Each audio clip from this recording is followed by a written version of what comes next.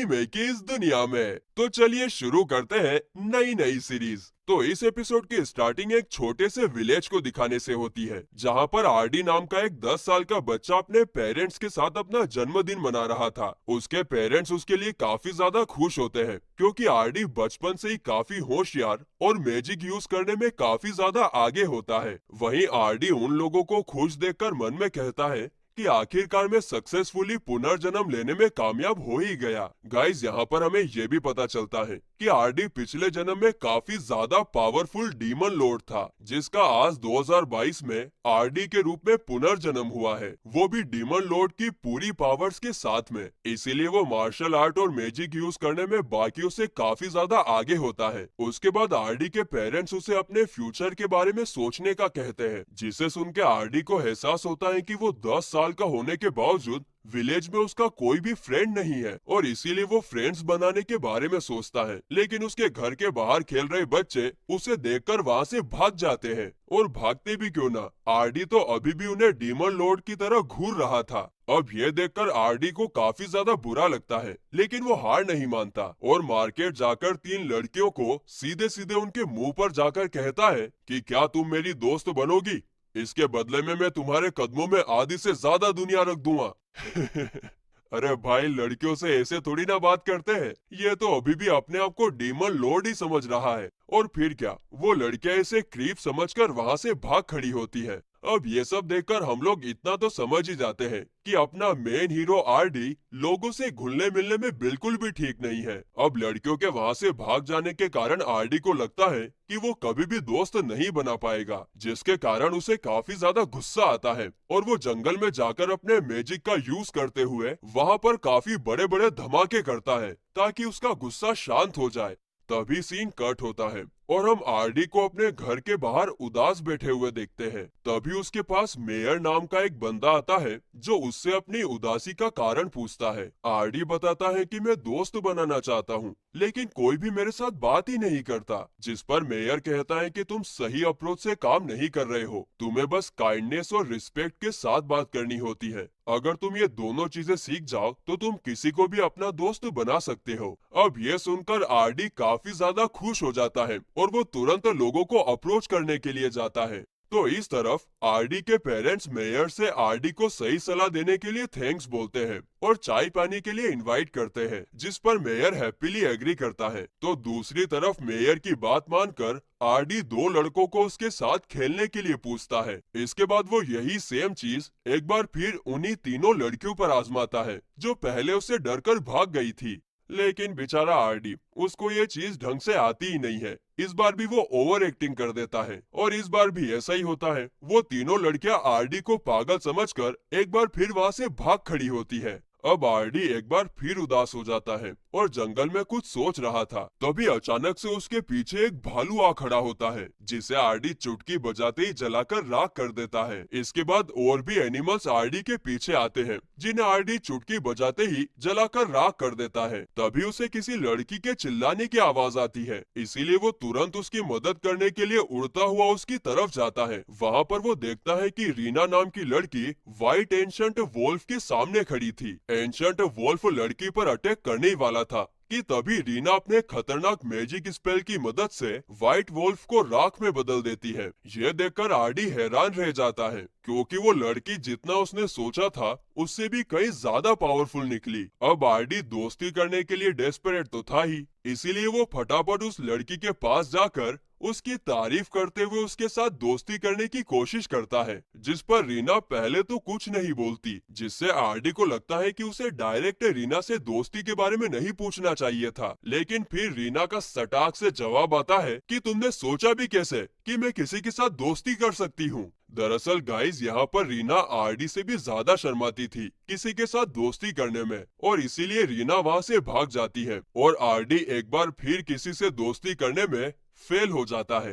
तो दूसरी तरफ चाय पीते हुए मेयर की आरडी के पेरेंट्स के साथ काफी अच्छी दोस्ती हो जाती है, और जब मेयर वहाँ से जा रहा था तभी रीना रोते हुए आकर मेयर के गले लग जाती है, क्योंकि उसे आरडी की अप्रोच जरा भी पसंद नहीं आई थी। तभी वहाँ पर आरडी भी आ जाता है और उसे पता चलता है कि रीना असल में मेयर की बेटी है, जिसने उसे फ्रेंडली तरीका यूज करके लोगों से दोस्ती करने का सजेशन दिया था।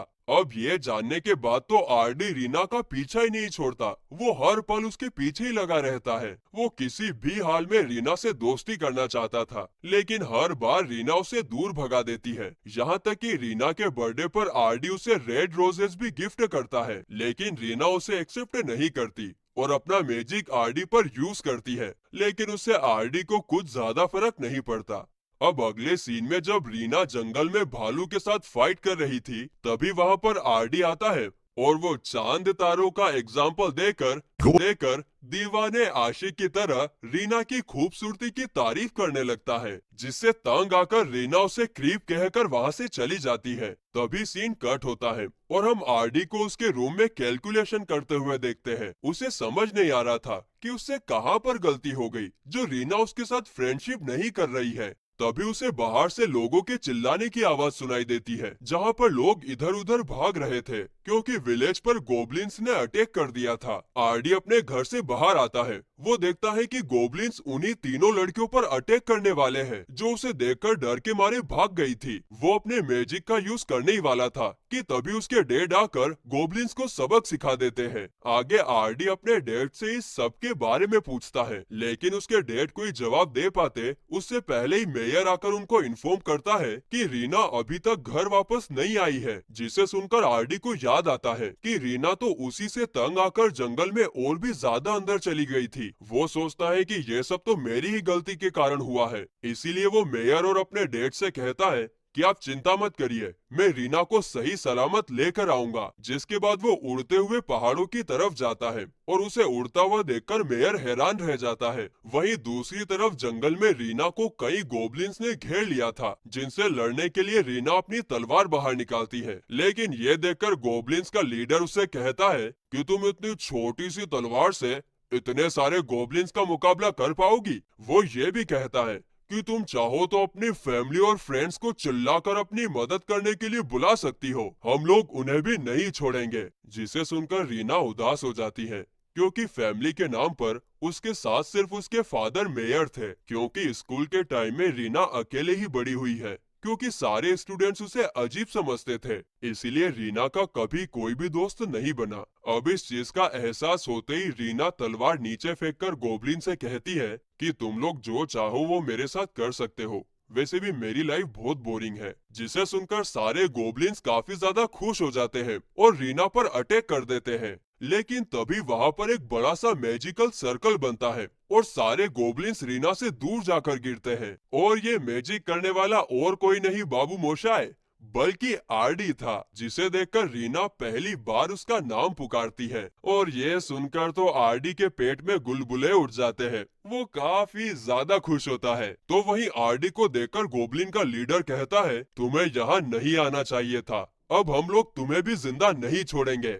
जिसे सुनकर आरडी सिर्फ अपने आंखों की मदद से कई सारे छोटे मोटे गोबलिन्स को निस्तेनाबूद कर देता है, जिससे डरकर लीडर वहाँ से भागने की कोशिश करता है, लेकिन आरडी उसे भी अपने छोटे मोटे गोबलिन्स के पास भेज देता है। और इस तरह से आरडी ने अपने होने वाली प्रिंसेस की जान बचा ली। तो दूसरी तरफ मेयर को पूरा यकीन था कि अगर आरडी ने प्रॉमिस किया है तो वो रीना को सेफली जरूर वापस लेकर आएगा। लेकिन इस तरफ रीना काफी ज्यादा उदास होती है, क्योंकि वो गोबलिन्स के हाथों मरना चाहती थी, क्योंकि उसकी जिंदगी में कुछ भी खास था ही नहीं और ना ही उसके कोई फ्रेंड्स थे। जिस पर आरडी उसे समझाते हुए कहता है कि मेरी कंडीशन भी ठीक तुम्हारी तरह ही है, मैं भी ज्यादा लोगों से दोस्ती नहीं कर पाता, लेकिन तुम्हारे साथ बात करने में मुझे खुशी महसूस होती है, इसीलिए मैं तुम्हारे साथ दोस्ती करना चाहता हूँ। अब आरडी की चिकनी चुपड़ी बातें सुनकर रीना पिघल जाती है और आरडी के साथ दोस्ती कर लेती है। इस तरह से उन दोनों का मिशन सक्सेसफुल होता है।